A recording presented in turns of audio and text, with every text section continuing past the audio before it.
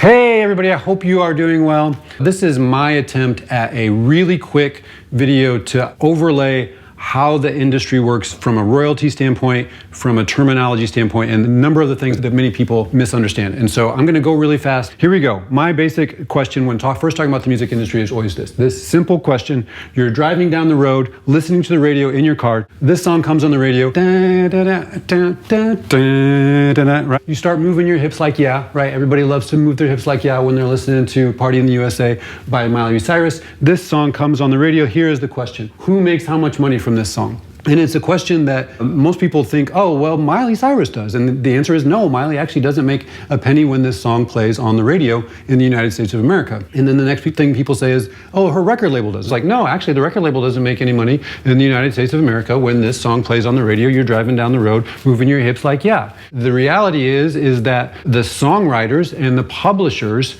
are the ones that make money when you're driving down the road in your car, moving your hips like, yeah. And why is that? The answer to this simple question is copyright law.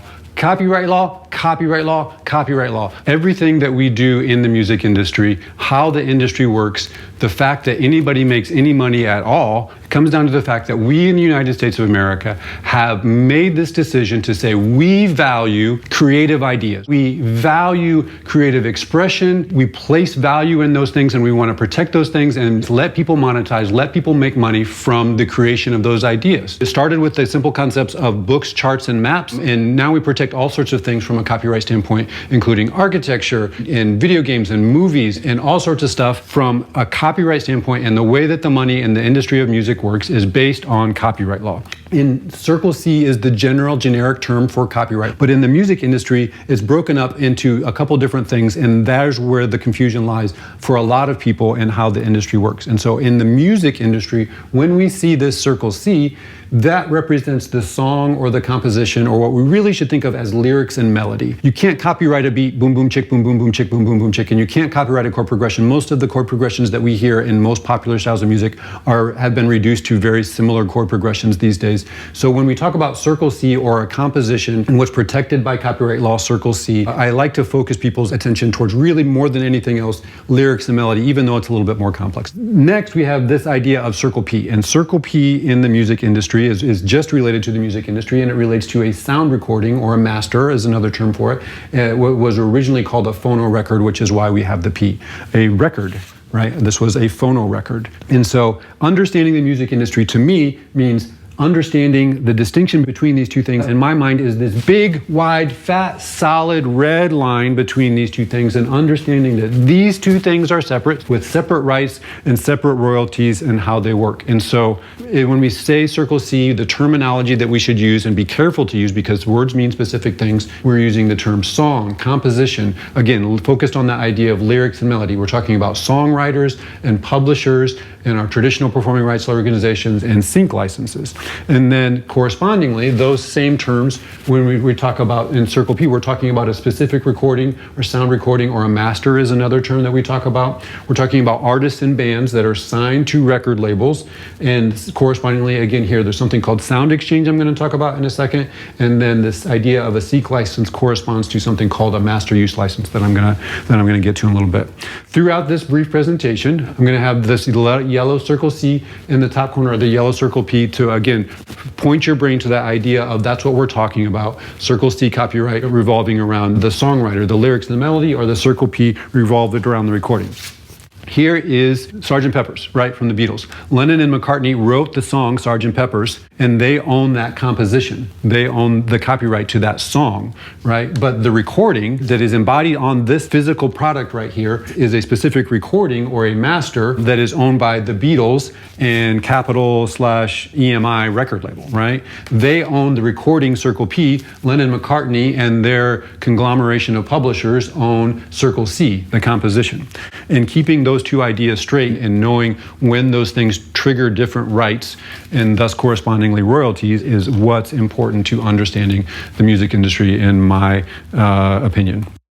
So if you'll grant me one more minute of copyright law class, just to go over, these are the basic rights of copyright as they're laid out, not by Mark's words, but as copyright.gov and the copyright law defines them. And so just to skip over them quickly, it's to reproduce, to prepare derivative works, to distribute, to perform, to display. And then we've got this funky little thing at the bottom. Again, these all apply, these upper ones all apply to things like, again, books, charts, movies, architecture, again, all sorts of interesting things that we protect the creative ideas of here. Then we've got this one funky little thing, to perform sound recordings publicly by means of digital audio transmission. But this didn't come around until the Digital Millennium Copyright Act of around 2000, and it specifically says sound recordings are protected from a performance standpoint only by means of digital audio transmission. Not like we talked about when Miley Cyrus's song plays on the radio, that recording being played on the radio doesn't have a traditional performance right the way we think of it, right? The song does, the composition does, but not the sound recording, which is why Miley doesn't get paid when that song plays on the radio, the traditional radio. Now, when that song plays on Sirius XM, there is a performance right related to both of the song composition, the songwriters, the three people who wrote the song that didn't include Miley Cyrus,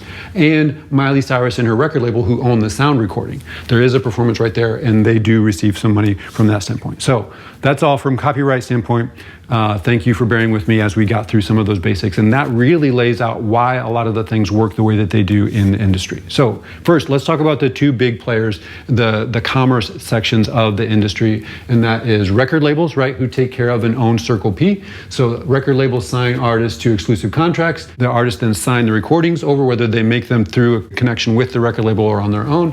Sign over the recordings to the label. The label finds ways to make money off of those recordings, either through sales, through streaming, through putting them in a movie or something like that. We live in a place where the world isn't as cut and dried as it used to be, and there's a lot of interesting ways people are doing record arrangements these days, but we still typically think of, generally speaking, a label's going to pay an artist somewhere between 15 and 25% for like the sale of a record or a stream based on the money that they bring in for the usage of those things.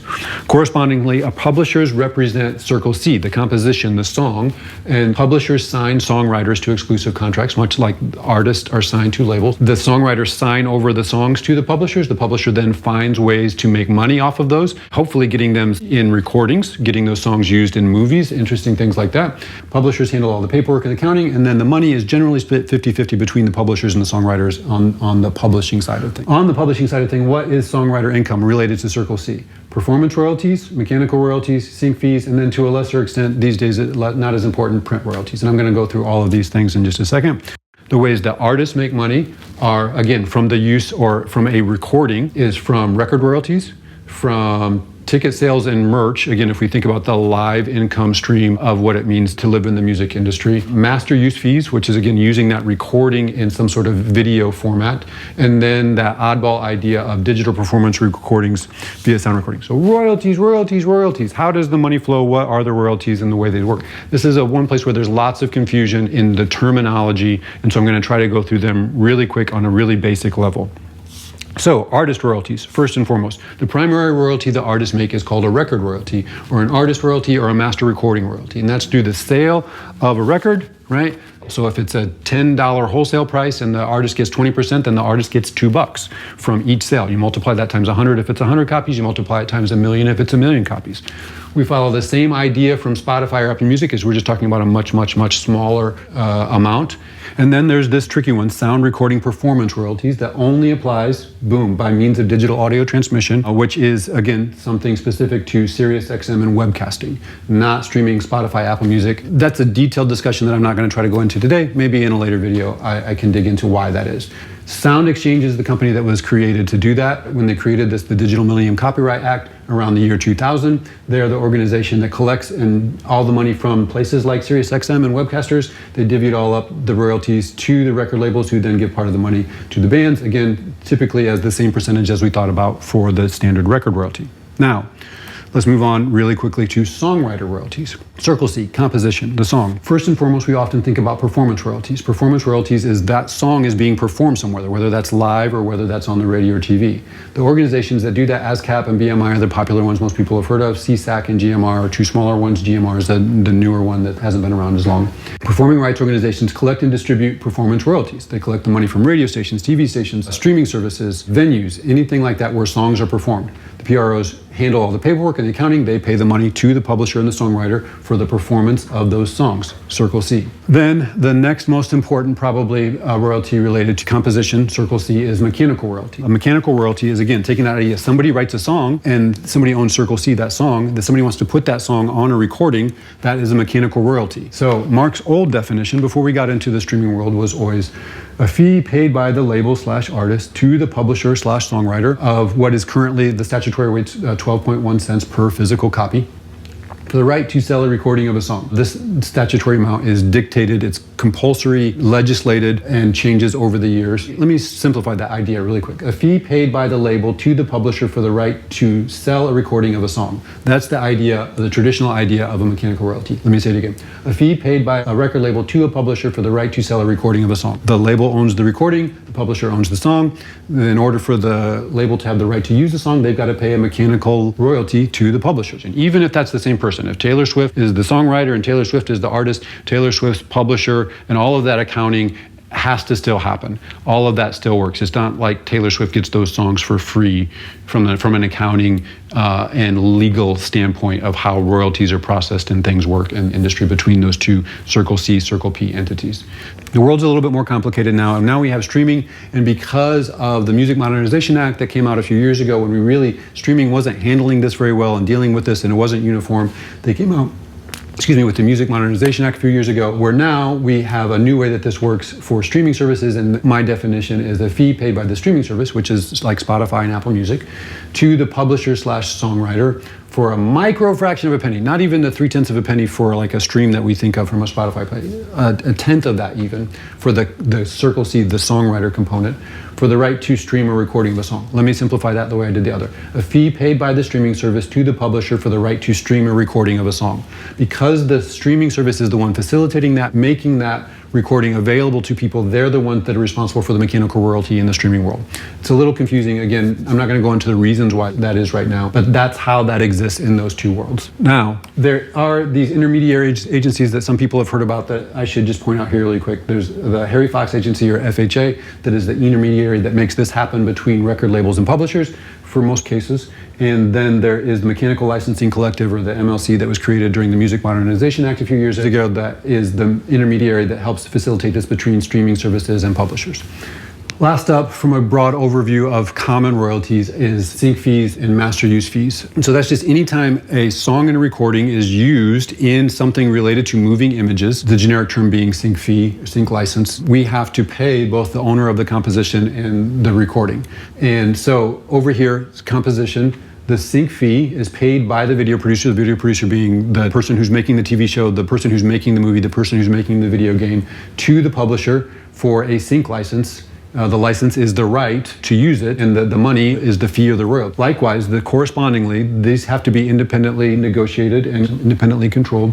The master use fee is paid by that video producer who's making the TV show or the movie to the label for that master use license. And that's how, generically speaking, sometimes we might just use the term sync license or sync fee. Specifically, it's better to use sync license for Circle C and master use license for Circle P. And that's how those two correspond to each other. So in what has been really fast and a really quick review here, artist income is record royalties that comes from the label for the sale of the stream of the recording. And they also often make, and it's important to talk about, their ticket sales and their merch from the live shows, the master use fees from any sort of video use of the recording, and then digital performance of the sound recording, which is the money that comes from Sound Exchange for the satellite radio or webcasting. Correspondingly, Circle C, songwriter income, is primarily performance royalties, which comes from the PROs for the performance of the song, mechanical royalties from HFA and the MLC from the fixation of that song in some sort of mechanical physical object or stream, and then sync fees, which again is the use of that song in a video. Now, songwriter royalties. How does the money flow? Really quickly, here's Mark's little flow chart. Advertisers give money to TV and radio stations. That's how TV works, right? So they play the music for us, but the money comes from advertisers. The TV stations give that money from the advertisers to the PROs, BMI and ASCAP, and the PROs split that money up between publishers who give part of the money to songwriters. Mechanical, physical royalties, we go give money to a store so we can walk out with a record. The stores give some of that money to the record labels. The record labels give some of that money to the Harry Fox agency, again, for the right to make a recording of that song. The Harry Fox agency gives that money to publishers, who gives that money to songwriters. In the streaming world, again, we're focused on Circle C right now on songwriter royalties. In the mechanical streaming, we have the subscribers give money to Spotify and Apple Music, who gives part of that money to the Mechanical Licensing Collective, who gives that money divvied up between publishers, and who gives their money to songwriters. Then lastly, we have sync fees. Video producers give money to publishers, who give part of that money to songwriters. Likewise, in a very similar fashion, let's talk about those royalties from Circle P, or the artist royalties. The digital performance royalties, we give money to SiriusXM for our subscription. Part of that money has to go to Sound Exchange, who they divvy up that money between labels, and labels give part of that money to artists. Records, physical. We go to the store, we buy a record, give the money to the stores. The stores then have to pay part of that money to the labels, and the labels have to pay their royalty to the artists. From a streaming standpoint, we give money to Spotify. Part of that money that we give to Spotify and Apple Music goes to the labels, and the labels have to pay the royalty to the artist. And then correspondingly, again, somebody wants to put a recording into a video, that money goes to the label, and that label pays the artist part of that money. That was so fast. I'm winded. I tried to go through this so fast. But it is the way Mark thinks about how the industry works, and it's the way Mark keeps it straight by always having this ping, ping, ping, circle C, ping, ping, ping, circle P, circle C, circle P, circle C, circle P.